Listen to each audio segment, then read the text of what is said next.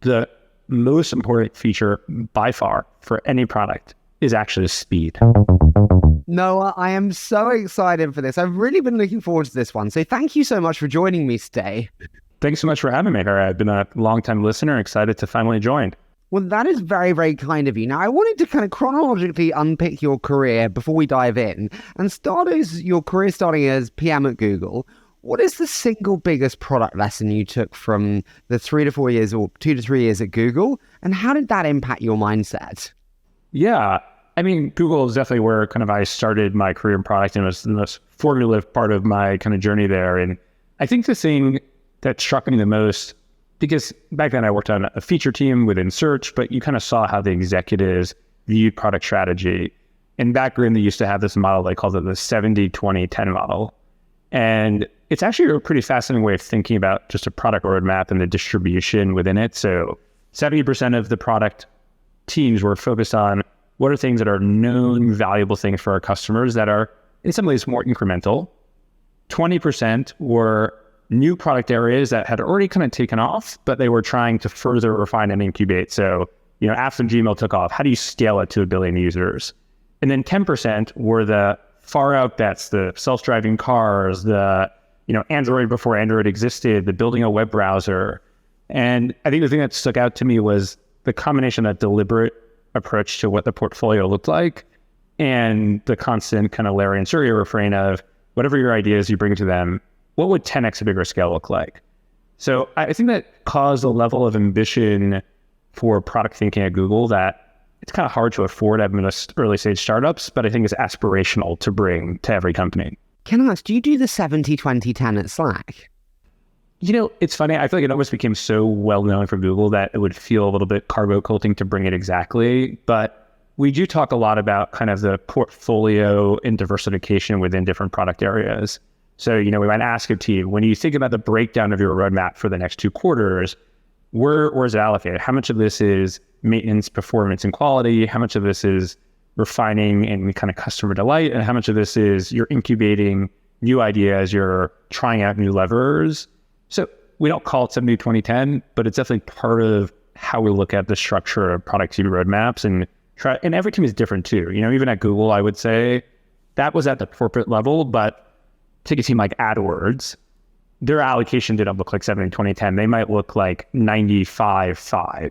So I think it's a interesting framework, but I don't think it is something that is like a perfect ratio to apply in every context.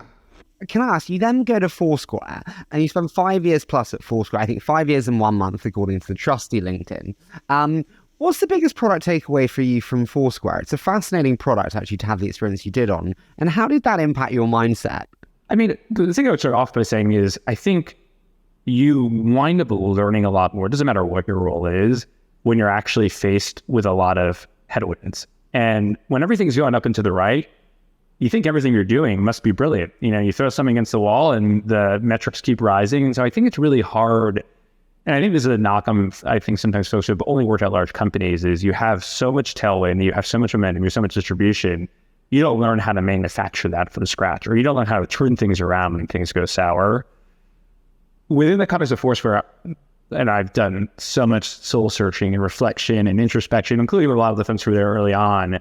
I think when I joined right at the end of 2010, for the next 2 years, the level of product market fit that Foursquare had in the early days of mobile, in the early days of social and location on mobile, was incredible. And you go to Austin for South by Southwest, and like the whole city feels alive. You feel you're seeing a version of the future where like you can have this map of everyone or everything and everyone around you. You're like, wow, it'd be amazing if everyone on Earth used this thing. But I think the thing I took away was that product market fit, people talk about it like it's a binary thing. You unlock it and then you have it forever. And I actually think a much more accurate model is that you unlock product market fit, you get to maintain it for a while, but you have to keep renewing it as your audience changes and as the world around you changes. So I think with Foursquare, we definitely had to go past the early adopters who were so motivated by discovering the world, seeing new places, novelty in the social side of it. And then also the world changed. And that's really, I think, another part of the story with understanding how competition changes the backdrop with Instagram coming out. and really shifting how people viewed what it meant to share experiences in the real world. Can I ask, I totally agree with you in terms of like the need to renew product market fit with the changing of company scale. What are the biggest challenges to doing that? I think if you look earlier stage, I think the single biggest challenge, because I think the first time you hit product market fit, almost every company, they're designing for themselves in some way. I think if you look at the founder story, when people talk about like, what's the founder's right to compete in this market? What's their founder, market story? It's almost always, I have this problem in my personal life, or I see this problem in my work life, and I want to solve it for me, and hopefully other people want it too. And so if I look at Foursquare, that was definitely a case with Dennis.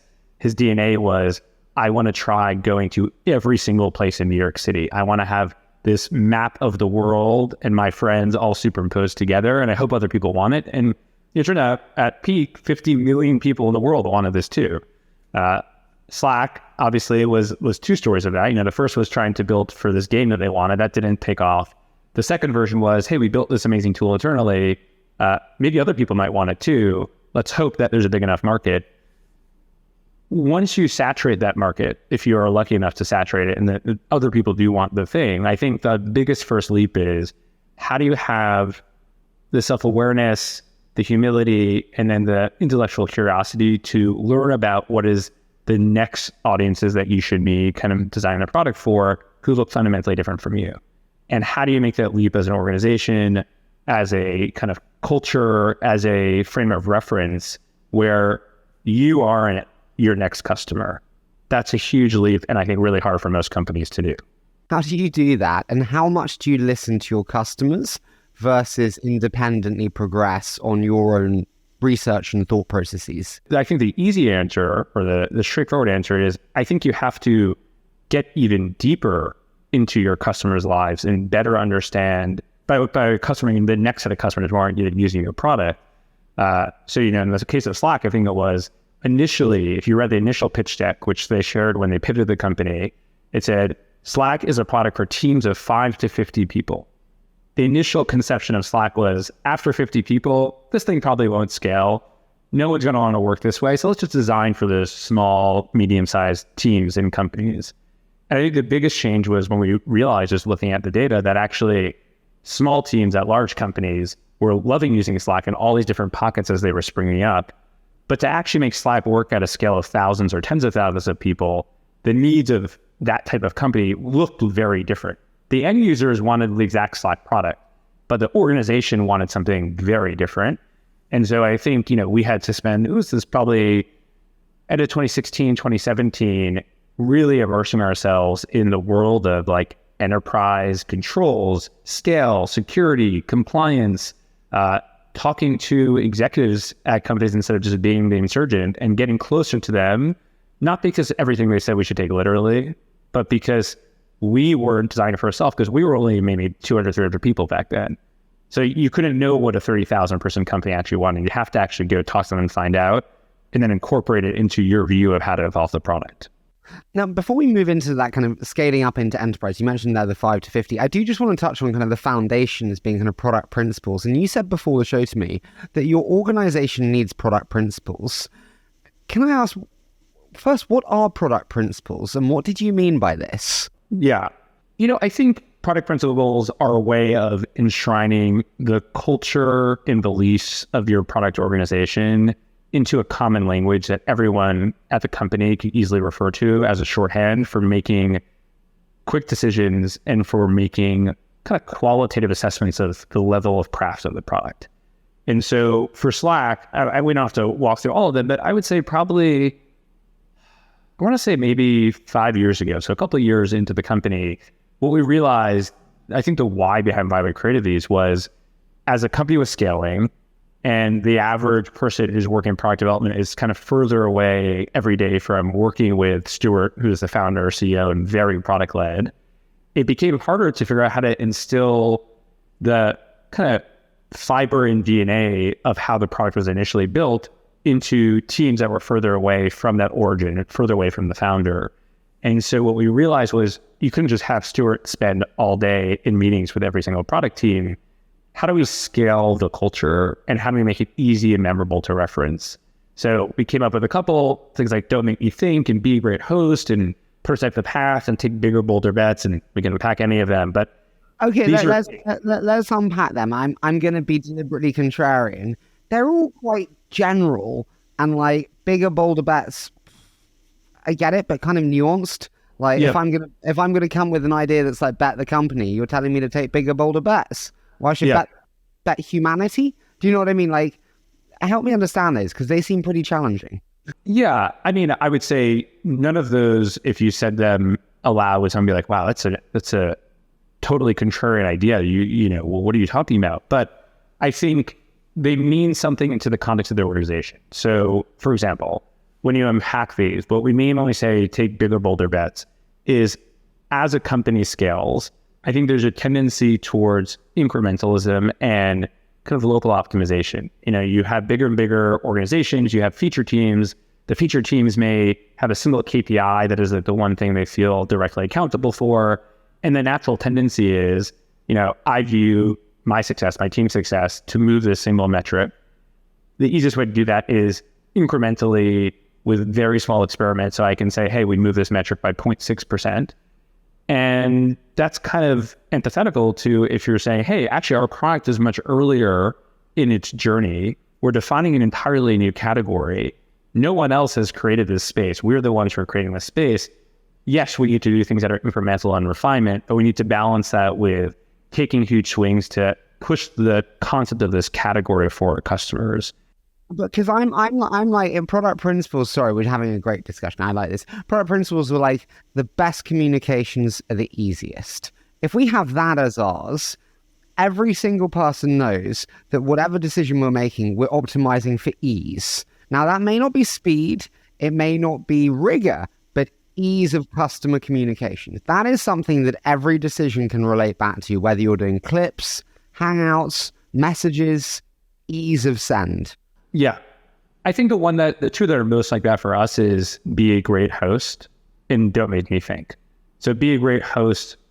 The story that we tell with that is, you know, have you ever been to a friend's house or an Airbnb or wherever it is, and you go to your guest room and you're kind of looking around and the bed's made and you go to the bathroom and you're like, there's towels hanging, but are these towels used? Are these new? Did someone set these towels aside for you? Like, how do you know the towels are actually meant for you? And the simple thing of folding the towels, putting them fresh on the bed, so you know that like these towels are literally meant for you. That effort of being a great host, making the bed, tilting your umbrella, kind of rounding every corner, that level of care and consideration of the focus on a kind of craft and being a host, because Slack itself is an environment people spend their day in. It's just a digital environment. I think that probably is that single manifestation of what it means for us to build an incredible product experience for people who just happen to be at work. So that's probably the most along the lines of what you were saying. What do you think are the biggest mistakes startups make with product principles? My hunch is that most companies wait too long to introduce them, whether they call them principles or maxims or design guidelines. It doesn't really matter. But I think it's really hard. If you're a product founder and you're a founder-led company, I mean, there's all types of things that are hard as you transition and scale the organization. But I think one of the hardest things winds up being when do you give up enough control that your organization starts building things that you aren't even aware of? And then how do you have enough trust that the people building it are going to build it up to the standard and approach that the company was founded on? And I think that's kind of the leap. But I think most companies wait far too long, and then the organization starts going slower and slower. And then the CEO starts complaining, why are things slower when we have twice as many people? That I think is usually the process that happens. So I would say probably waiting too long to enshrine the culture in a way that can scale it. You said there about kind of speed with scaling teams. I had Gustav Soderstrom, the CPO at Spotify, on the show recently, and he said talk is cheap, and so we should do more of it. Meaning we should have more internal discussion, more debate around product, and that leads to better outcomes. I bluntly disagree. I think speed of execution is everything, and you should move as fast as humanly possible on non-core items. How do you think about internal product debate and whether it should be fast, slow, and what to get the most out of it? I think I lean more to your camp, but I would say it's fundamentally, I think, depends on the type of thing that you're debating. So I think it's Amazon, maybe that was kind of famous for the kind of two class of decisions. Like there's the two-way doors and one-way door decisions. And the two-way door being, I launch this thing and I can unlaunch it and there's no harm, no foul. The majority of things you're building as a product organization fall into two-way door kind of decisions, especially things you can experiment with and then unrelease. One-way door decisions, I think, are very different. One-way door decisions are things like the pricing and packaging model for your company, the brand that you're bringing into the market. If you're launching entirely new product categories and making a multi-year investment, those are one-way door decisions. So what I would kind of say, I think the thing that we've learned over time is separating the two and trying to empower teams who have context, understand the strategy, have principles to make as many two-way door decisions as possible locally and not having to have a lot of talk and debate. And then on the flip side, really being clear, what are one-way door decisions that actually do need, in many cases, the entire kind of executive team's buy-in to actually make that call, make that investment. And then I think talk is cheaper than a bad decision, but that should not be the vast majority of product discussions, in my mind at least. How do you do product reviews now? I'm fascinated. How often do you do them? Who's invited? What do they look like? Yeah, it's evolved a lot over time. I would say where we are now, and for context, Slack has probably around 1,200 people across product design and engineering. So it's a pretty, sizable team. Where we kind of are structured now is there's basically product pillars, which are kind of teams of teams that are responsible for areas of the product. So there might be an enterprise product team or the virtual HQ team that's responsible for huddles and clips and so on. And what we've figured out works pretty well is that we have those pillars, the leads for those pillars do product reviews or product workshops on a weekly basis within the team. So the leads can kind of weigh in and give feedback and unblock feature developments that's happening. And then what we wind up doing is usually on maybe a bi-weekly or depending on their monthly basis, an exec review with the leads of each pillar, the PD kind of executive leadership. So the head of design, the head of engineering, the head of product, and try to focus those discussions less on, okay, let's run through the 15 features that might launch in the next couple of months, and instead be like, what are those one-way door decisions that we need to really focus on? What are things around the product roadmap and the portfolio that we need to refine? Or if it's a really major launch, let's go taste the soup. How's it feeling? Is it up to the bar? What's broken? Where do we need to push on the quality bar? So that's kind of the cadence that we found, which I think works pretty well at this point. How did they change in a world of hybrid? I think the biggest change was they became more inclusive, actually. Because what used to happen, I mean, you probably know this dynamic, right? It's everyone is familiar. You're in a room, and once the room gets to a certain size, it feels like you're not in a collaborative discussion. It feels like you're in a performance. And so back in the day when it was all in the same physical meeting room, it kind of felt like you had to set a hard cap. I don't know if it was 8 or 10 or something like that, where you're like, okay, this is a single discussion. And so I think what changed in hybrid, where, you could have a much larger room, but not feel like you're doing a performance as much, as that the reviews, which I tend to love actually, is, if we're reviewing a key product area, we have one right after this today about the new information architecture that we're working on, kind of a redesign of the Slack navigation. I'm sure we're going to have many of the tech leads, some of the design leads, multiple PMs working on this project all there in one place. And that doesn't mean that it's completely a chaotic discussion. We're still mostly having a review, but I think the beauty of it is it's more inclusive and people can have the context immediately instead of the typical trickle or cascade of information. So in that way, I think it's actually been a real beneficial change. You're the only product leader who said a positive about it being a hybrid. Every single leader said it gets worse. The quality of discussion is worse when it's not in person. I think it's hard. So what I would say is it's harder as an executive. It's less fluid, but I think the team, from the team's perspective, I think they actually can enjoy it more and get more out of it instead of the typical, it's a closed door, it's 6 people in a room. definitely this is not true of hardware. Talking to friends, for example, at Apple, I think as soon as it was physically safe, they need to be in the physical environment to actually touch the thing. But, also I would say the other thing that's really changed is we do much more of what typically was an asynchronous review asynchronously now ahead of time. So whether it's pre-reading or people record clips of demos that people pre-watch, so that in the actual review is the part that needs to be synchronous discussion. But so much of the work that used to be in the meeting can actually be split off when people do asynchronously on their own schedule. I think that's how do you do that? Is that with Miro boards? Is that with, what does that look like? Yeah. I'll hate to confess, but obviously, we use Slack for a lot of these things. But what I would say is the most typical flow would be someone will write a doc that kind of frames what the discussion is, the key context decisions, whether they use Google Docs or Notion or Canvas, which Slack just released. But I think the big thing that's actually happened is designers and engineers now will record clips with screen sharing in Slack. And it'll be a quick 3 or 5 minute clip. And if it's a designer, they'll be like walking through a prototype in Figma, or if it's an engineer, they'll be doing the same, but with a real live code. And they'll actually show you the thing instead of say, hey, let me, the classic meeting otherwise is a 20-minute presentation. Everyone's sitting there being like, okay, I wish I could just go through this quickly on my own. Now it's everyone pre-watch this thing and then come in with your perspective, your ideas, your feedback, so you can get straight into the discussion instead of having half the meeting be a presentation. So I think that's made a big difference, honestly. Can I ask, what's the biggest broken process part of product building today for you in Slack that hasn't yet been resolved? I'm trying to think of something that's going to be more general for other folks as well.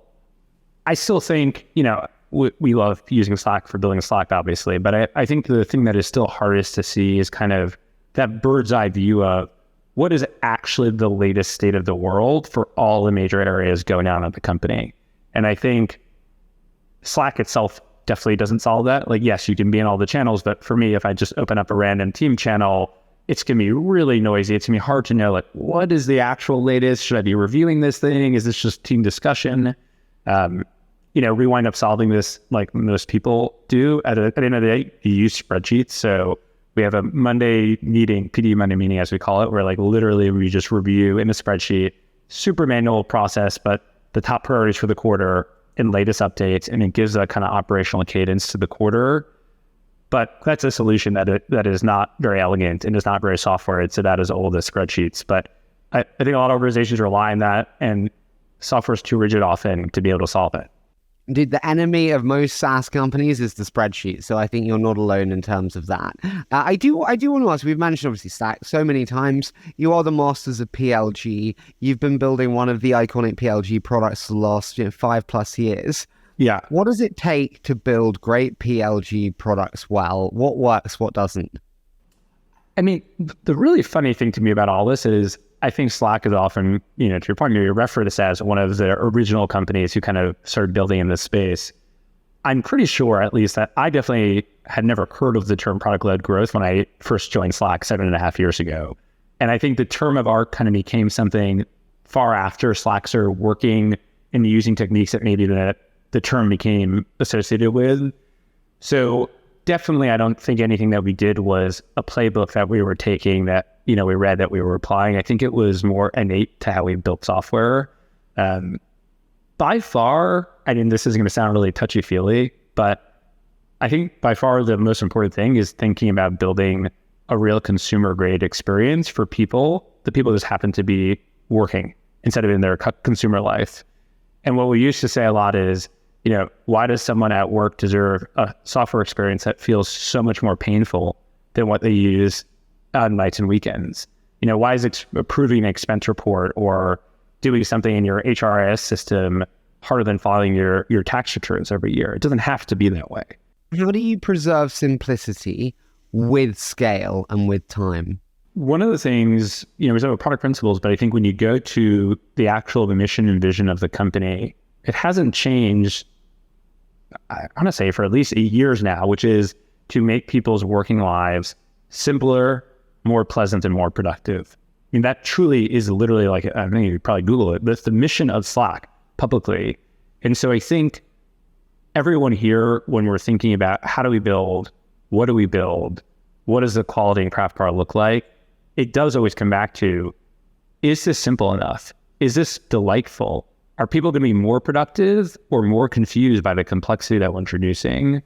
And I think the other way that we do is through hiring. You know, the vast majority of people who have worked at Slack on the product and design side had never worked in enterprise software before. Is simple always better? I think simple it's easy to understand and easy to comprehend. That is always going to be an important and good thing. No one wants something that they feel dumb or confused by when they try to use. But I don't think simple, and we talk about this a lot internally, simple doesn't always mean fewer clicks.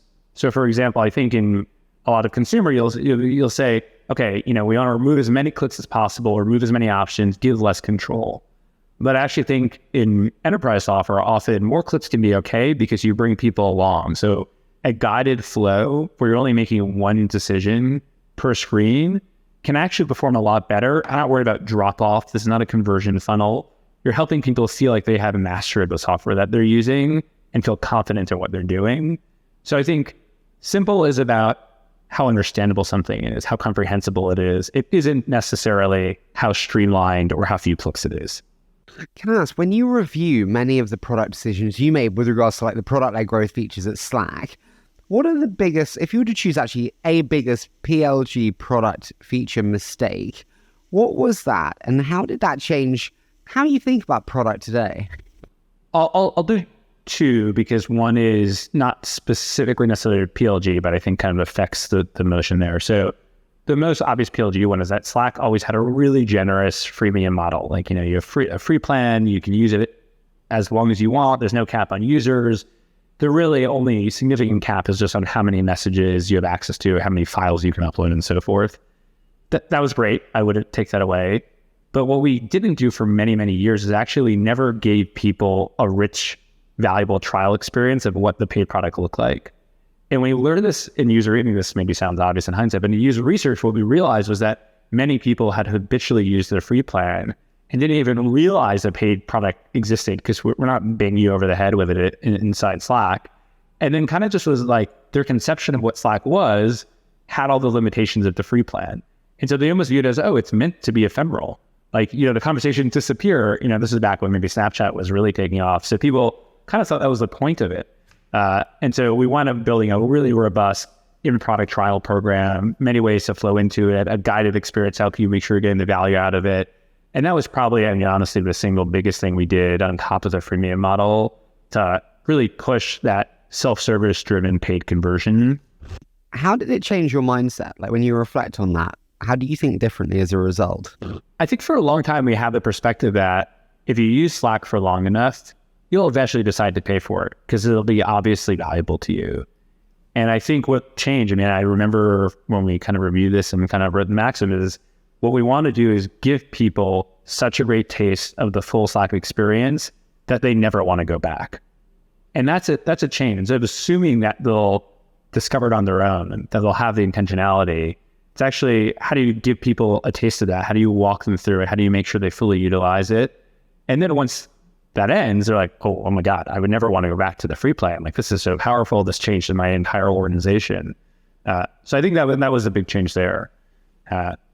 The other thing, which I was going to mention, not strictly PLG, but we have this product capability called Slack Connect. And the whole idea is take a channel. Now you can share it across multiple organizations. So we could use Slack Connect between companies working on a project together, between vendors. We have Slack Connect channels with every one of our customers to do customer success and support. The Stripe's head of sales famously said, once we have the Slack Connect channel with a customer, I know the deal is going to get done. Amazing. Customers love it. It's great.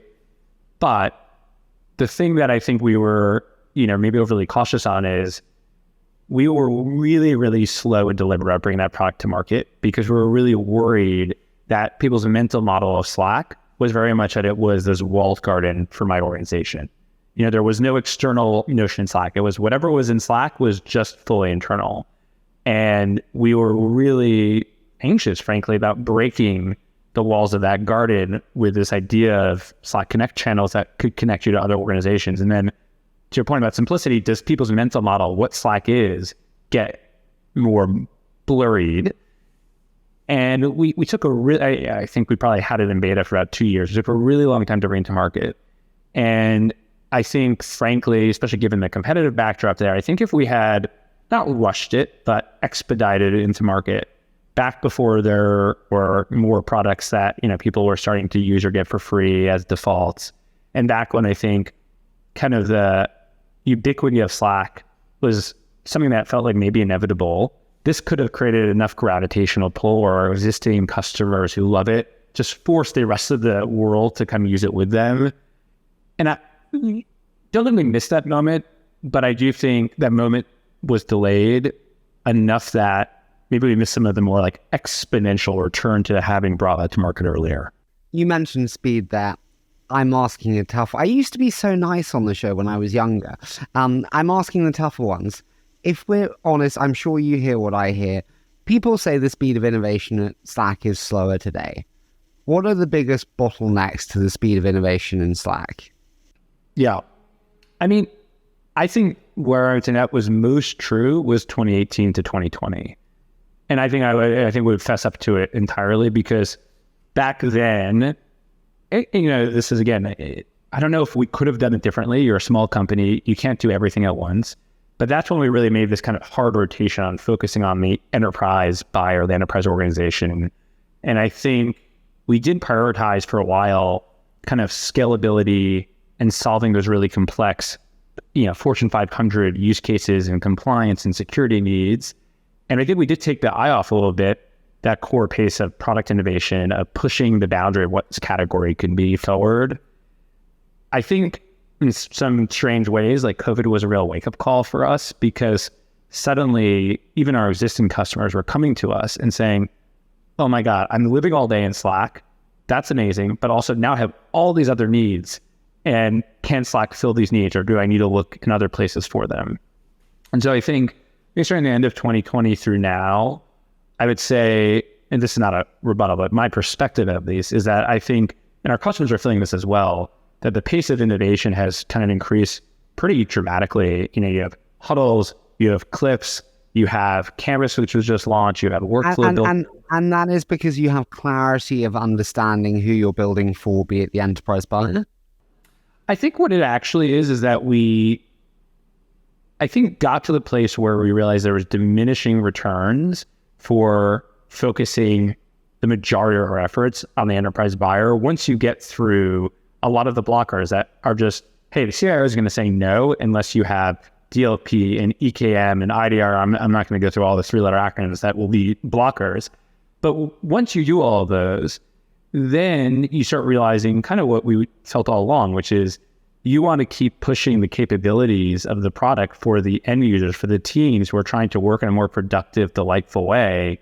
And those teams need new things. And it felt like, honestly, and Stuart said this publicly too, the pandemic and the shift to this hybrid world, I think kind of gave us almost a new level of meaning and urgency to the work that we were doing, because the level that people were depending on Slack, the expectations they had for what Slack could do had just grown incredibly, basically overnight, because you couldn't be in the same physical place. So how do you replicate, or how do you at least facilitate that sense of connection you have in the office, the sense of awareness and visibility? How do you do that in a way that feels native to Slack and doesn't feel like just like recreating the physical space? Those things became huge imperatives for our customers and thus for our product team. No, you mentioned those 3-letter acronyms. Most people have no idea what they mean because generally most people don't have to scale into enterprise, but many startups do. And many startups actually, I think, respectfully don't understand quite what it takes. What do you think are the biggest mistakes that startups who start in SMB make when they scale into enterprise?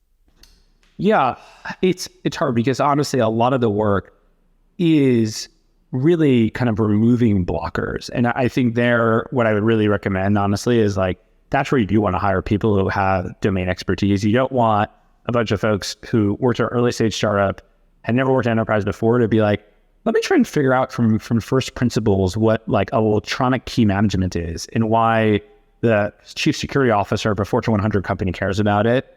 This is not a place where you should reinvent the wheel. You should not take a novel approach. But the biggest mistake I think people make, and it's a little bit kind of reflecting for ourselves, is I think over-rotating on the enterprise buyer, where you think that they're inherently more conservative.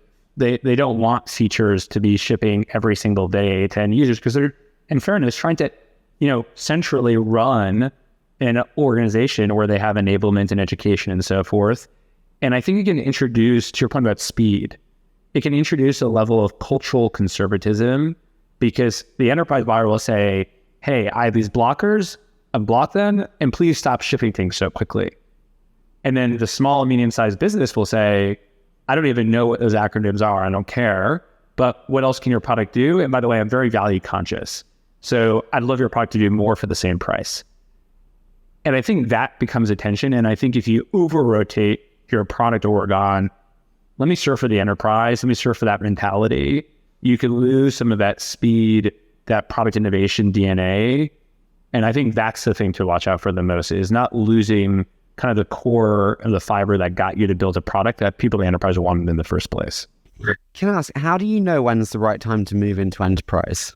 So I think there's two paths. And I talked to folks at lots of different companies, lots of different SaaS companies. And I think there are some product categories where you need to start in the enterprise because there isn't an SMB buyer. So I think typically things in the like security, compliance, infrastructure space, there are exceptions. There are open source projects that get adopted bottoms up that then become commercialized. But I think often those buyers, for good or for bad, are going to be the CIO or the CISO at an organization. And so just start with enterprise is often the answer, and don't sweat that you don't have a bottoms up motion or a PLG motion.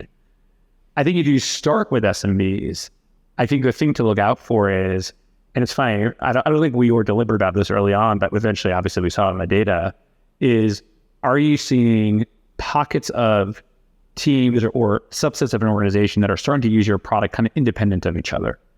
And if you start seeing that, so for example, I can imagine, where I've heard interviews too and talked to folks at Figma, they started seeing different pockets of a large organization start adopting Figma. This is very similar to Slack's story. And then once you see that, you're like, okay, maybe we don't have all the control and administration that a large company needs, but we have that organic demand that obviously people at large companies are getting value. And so that's where you start saying, well, let's go talk to the CIO at Uber. You already have 300 people using it. They paid for it with their corporate card. What if you run an enterprise level agreement? And then they'll tell you the 17 things that are missing. And then that begins your enterprise journey. How do you determine where to focus? So, sorry, I'm just thinking back to your question. It's like, it's so fucking hard because you've got SMBs wanting speed, new products. I want this iteration, that iteration. Your enterprises who want security often, who want compliance, who want reporting. As a product leader, which customer do you serve when you have two? I'll give you our answer. I'm not going to say that should be everyone's answer. Our answer that if we have to choose who we're serving above all else, it's actually the end user who's using the product and living in it for 10 hours a week. Because if we can make something that they love, that they feel like actually makes their working life, simpler, more pleasant, more productive, they're not only going to tell their coworkers, they're going to tell their boss, they're going to tell their friends, and they may even advocate for us with IT.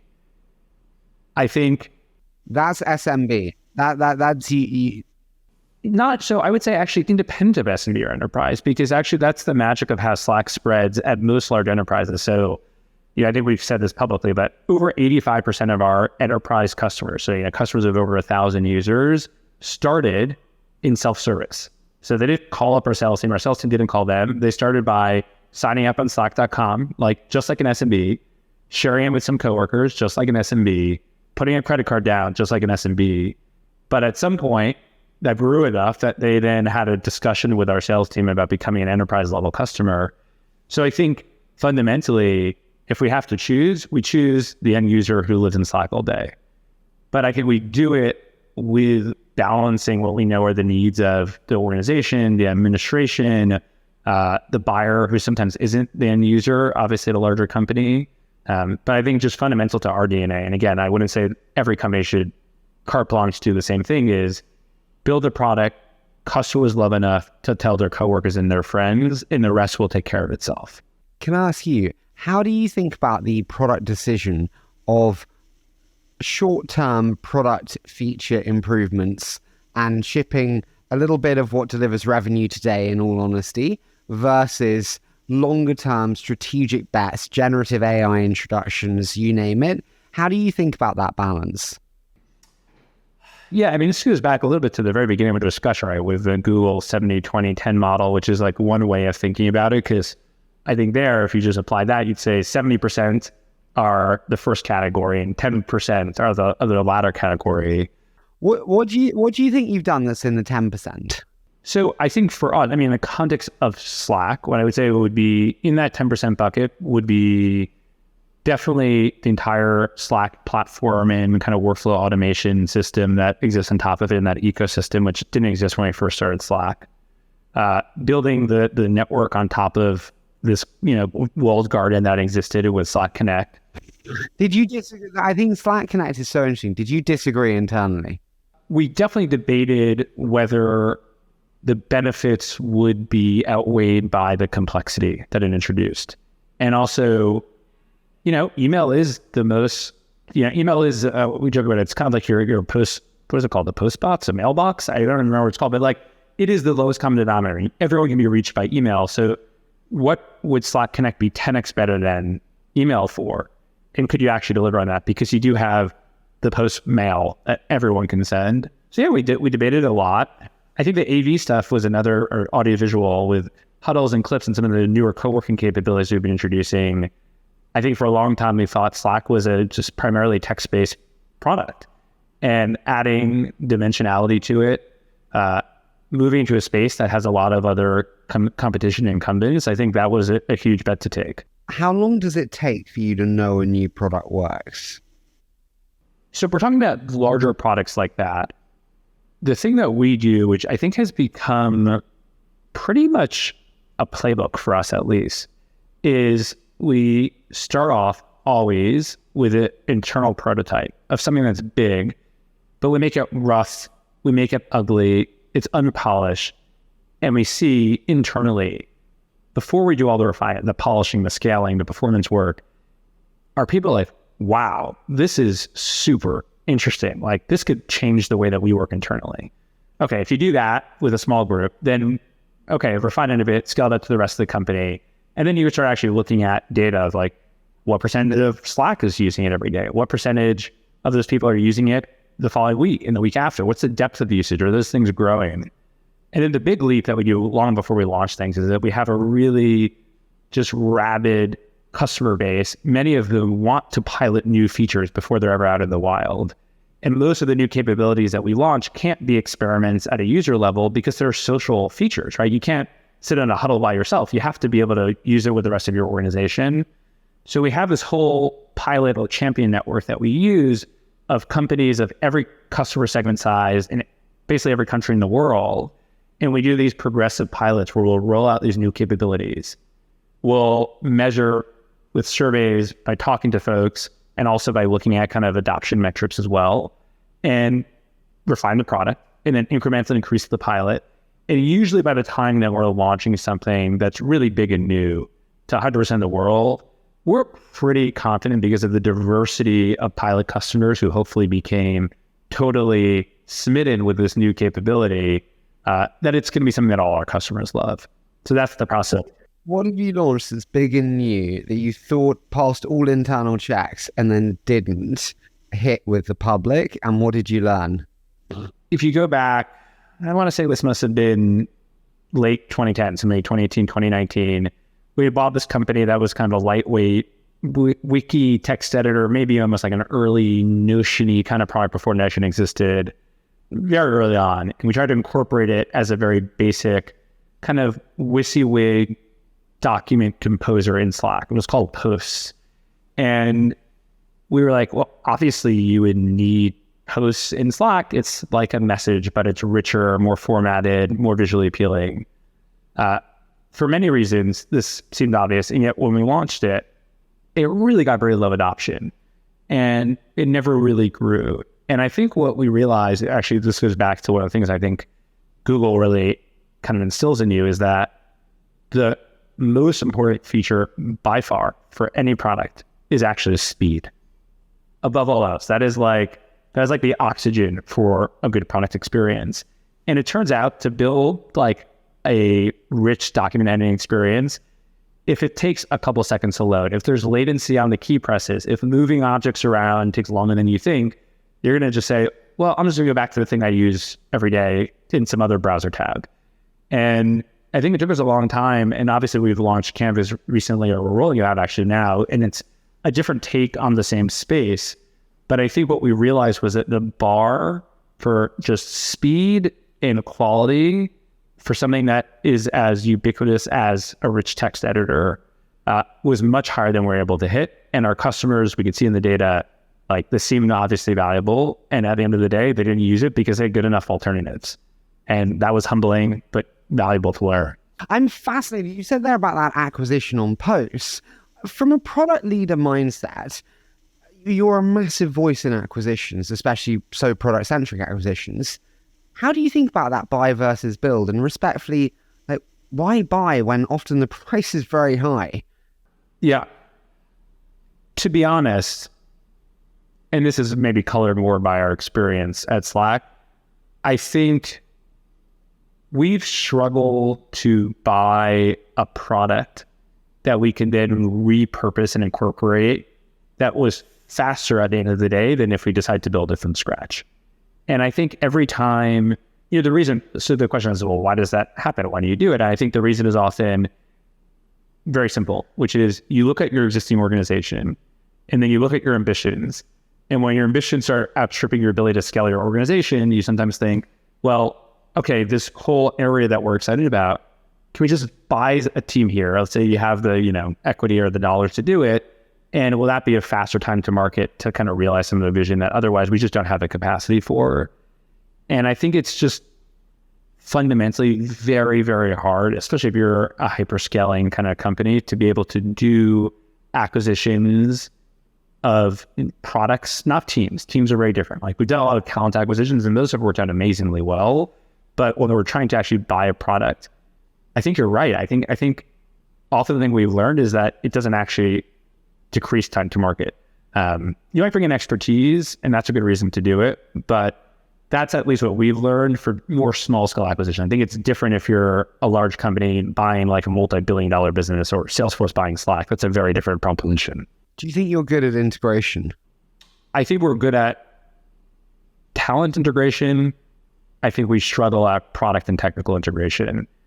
And this is another reason. I think if you look at a large company that's very acquisitive, like a Salesforce or a Google, there's a reason why they have an entire M&A division that isn't just about purchasing the company, it's about actually integrating the company after. And again, that's where I think at least Slack, when we were still independent for most of our life, we didn't have the capacity. We weren't doing acquisitions regularly enough to build that muscle internally to become great at integration. It was always a one-off, and it's hard to get great at one-offs. No, where are you weakest as a product leader? When you do a self-reflection, me and you, whiskey at the end of the year, where are you like, I really need to improve here? And what are you going to do to improve there?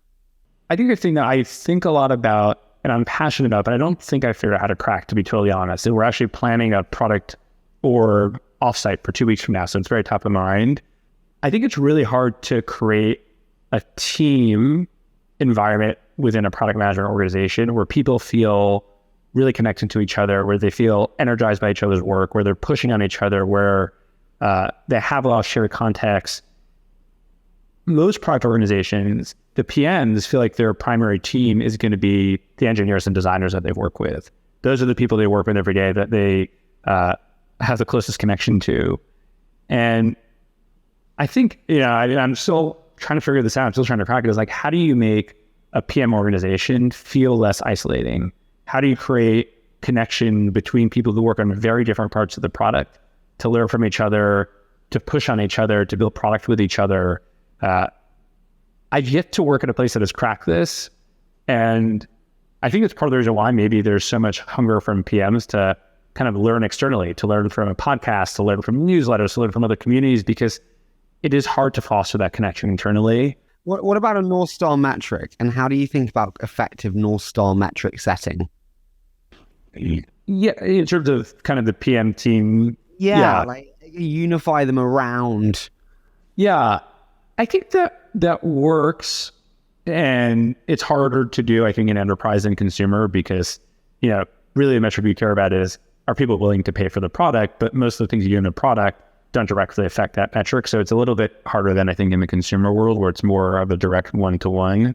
But I think, most PMs are wired to really care about impact above all else. So like that's the thing that motivates them. Impact to the customer experience, to the product experience, to the business.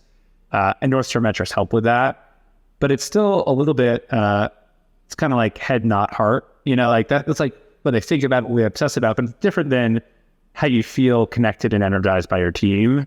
So, Can I ask, what piece of conventional product wisdom do you think is BS? A lot. Honestly, I think the biggest, I don't know if I would say mistake, but there's been like a professionalization of product management over the last 5 to 10 years. And by that, I mean kind of coming up with what is a very like rigid idea of what the role of the PM is and all the frameworks that you could be applying. And I think there's no knock on it. I think it's great to have education, inspiration, and get that from many different areas. But I think a lot of PMs early on in their career, I think you look for all these kind of shortcuts that are like, okay, this is the framework I can use for a product strategy document, or this is the framework I should use for understanding customer feedback. And I think, to me at least, it's much more of a kind of combination of the arts in the science, the head in the heart, knowing things that are like frameworks, but not literally applying them kind of carte blanche. So I think where the role started, my impression, 20 years ago or so, is that it kind of started by filling in the gaps in a product development organization where who was the single person who felt responsible for defining the why behind the product, the understanding of the customer, the strategy that's going to be longer term than the next release. And from an operational perspective, kind of being the glue, being the multiplier for everybody else. And I think that's an inherently very fluid definition. And what I always kind of see with PMs is that they have a very rigid definition of the role. I do this, the other roles do that, where I apply this framework, this is the only framework I should use. I think you miss a lot of opportunity to have impact and even just enjoy the job. That's my little touchy-feely kind of answer, but that's definitely the thing for me that I would encourage people to do is take a more expansive view of what product can be, take a less rigid view of, copy and pasting frameworks and advice, and figure out what the team needs, figure out what the customer needs, and focus on that. No, I could talk to you all day, but I do want to move into a quick fire round where I pepper you with questions again, but we just relatively time bound it. So it's not too dissimilar to the last half an hour. But I say a short statement. Ready to rock and roll? Let's do it. Okay, so when is the right time to hire a CPO? I think I would hire, first of all, a head of product before CPO because it's always better to start with fewer titles when you're small. And I think the right time to do it is when the product founder, CEO, presuming that they are a product founder, feels like the teams are now blocking on them for high quality, fast decisions of direction. So when the development team starts slowing down because the CEO becomes the bottleneck, you probably need someone who can serve as a de facto head of product to start accelerating the organization. What other function does the CPO have the most tensional conflict with? I think in a poorly functioning organization, I would say engineering or design. In a well-functioning organization, there should be your best friends. I think at an enterprise software company, the answer is always going to be sales, because what you promise to customers and what you can deliver to customers can often be at odds. At a consumer organization, it might be marketing, because that's kind of the same dynamic. Which product leader outside of Slack do you most admire and why? Julie Zhao, who is, I think she was actually a designer by training, but was at Facebook for many years. I think she is the most incredible thinker and writer about product craft, product design, the nature of working between a product development team. I love everything she does. She's great. Love that one. Is product more art or science? What's the ratio? And if you were to put a number on it, what would it be? here's my somewhat equivocating answer, which is on a really mature feature area, it's more science than art because it's about optimization and you have so much data and scale. So there I would say 80-20 science, art. I think if you're at an early stage company or at a really early, part of the product development lifecycle for a new feature or new product capability, I would say it's like 75% art, 25% science. And you can be informed by the science and the measurement, but there's so much art in the curation, the editing, the creative approach, the vision that you have to focus on before you have enough scale to get into optimization mode.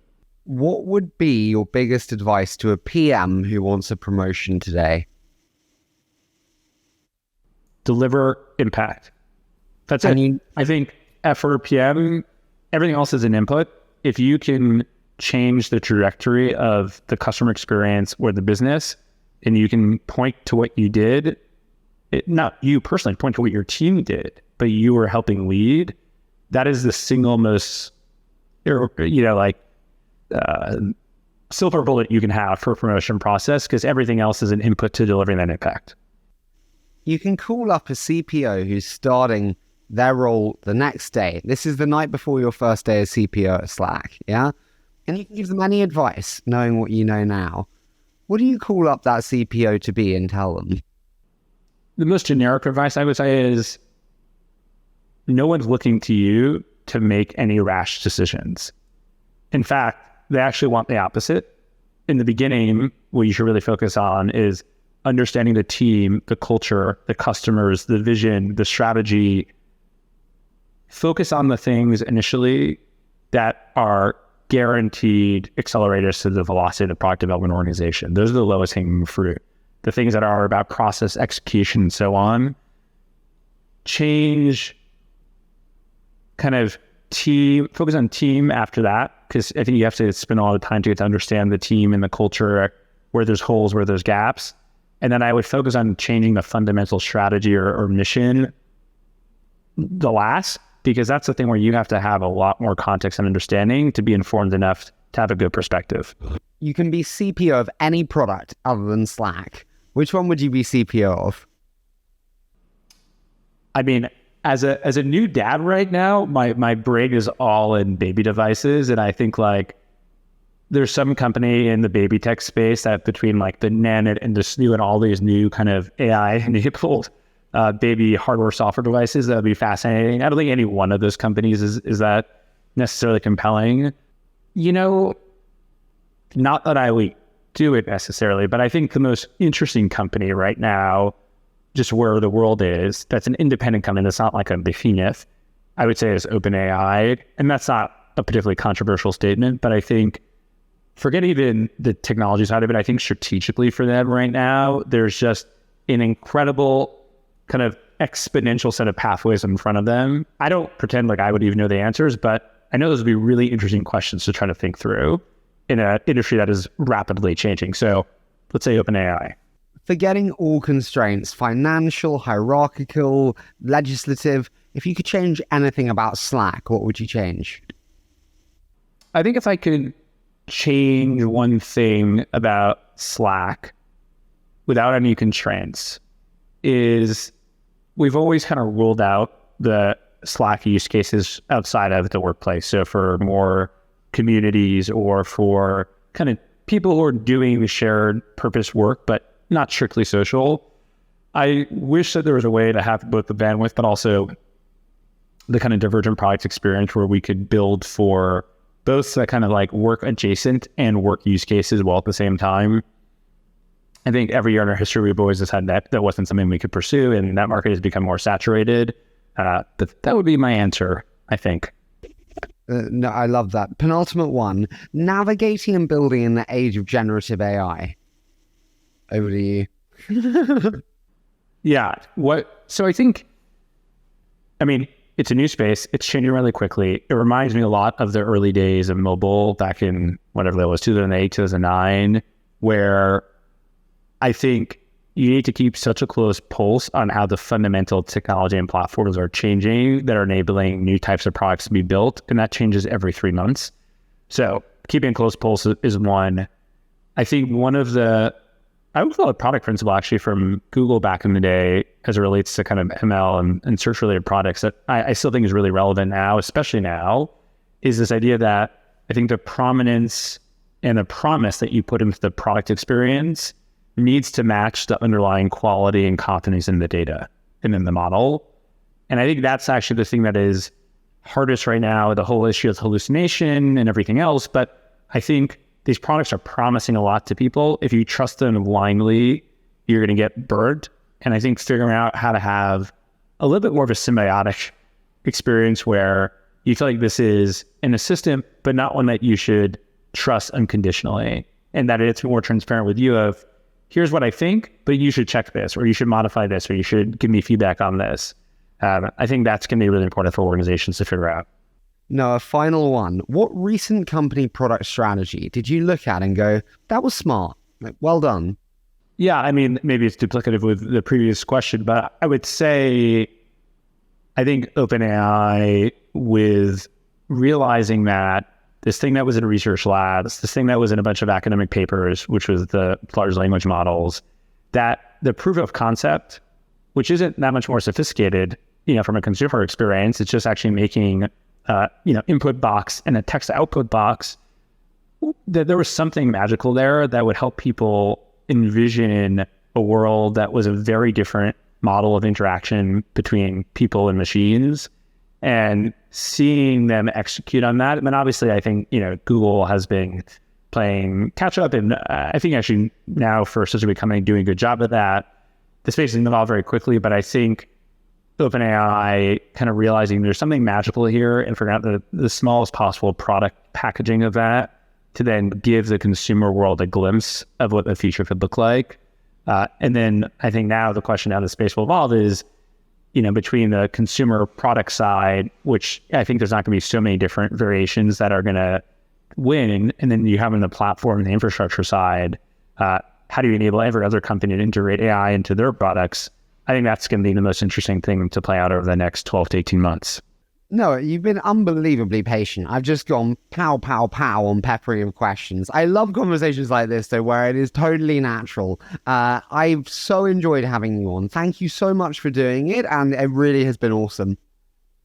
Thanks so much for having me, Harry. I had a great time. You are a hero, my friend. Thank you so much for that.